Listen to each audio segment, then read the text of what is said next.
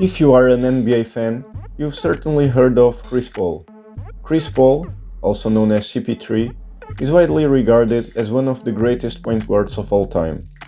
He has won the Rookie of the Year award in 2006, the All-Star Game MVP in 2013, two Olympic gold medals, and led the NBA in assists 5 times and steals a record 6 times.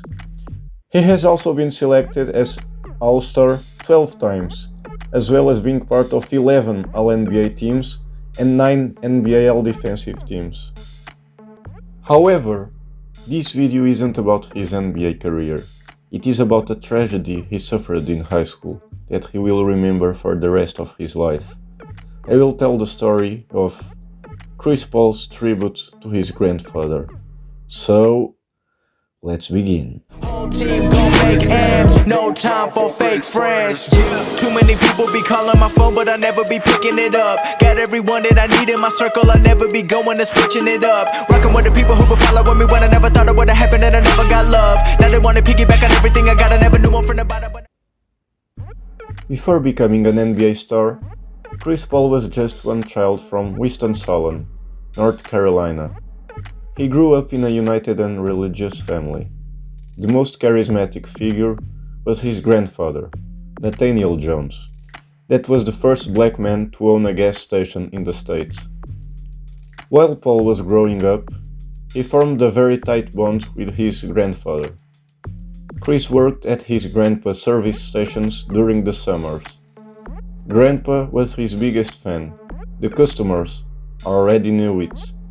Every time Chris had a game, he would say, "I'm closing up early to go see my grandson play." November 14th, 2002. Paul's family is all together. The occasion was the best possible. He would sign a scholarship contract with Wake Forest, a very traditional college. And the best was that it wasn't far away from home. Right after he signed, the grandpa put the college cap on his grandson. They couldn't be happier. Unfortunately, the joy wouldn't last long. The next day, Nathaniel was brutally murdered by 5 teenagers who wanted to steal his wallet. Chris was playing football when he heard about the event. He thought about giving up on his basketball career, but his relatives told him it wasn't what his grandfather would like to see.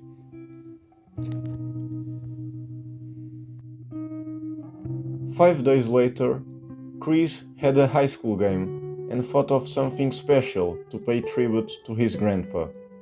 Score 61 points, 1 point for each year of the dead grandfather. That would be a difficult task. After all, his record so far was 39 points in a game, and Paul hadn't practiced any day with the team the previous week. However, he went to the gym and asked the coach to play every single minute of the game. On the game day, Chris was inspired and torched the court that night.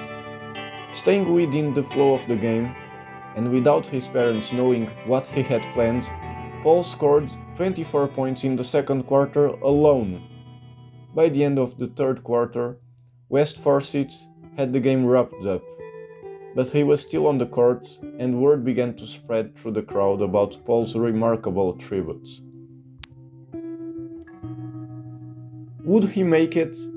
With less than 2 minutes remaining on the clock and 59 points, Chris drove to the basket, took a hard fall, but still made the basket. Mission completed. 61 points to honor his grandfather. But there was still a free throw to shoot. Immediately after receiving the ball from the referee, he threw it away and got off the court crying and hugged his father. He left the game with 61 points, only 6 points away from a state record. However, the record wasn't important to Paul. The number 61 was.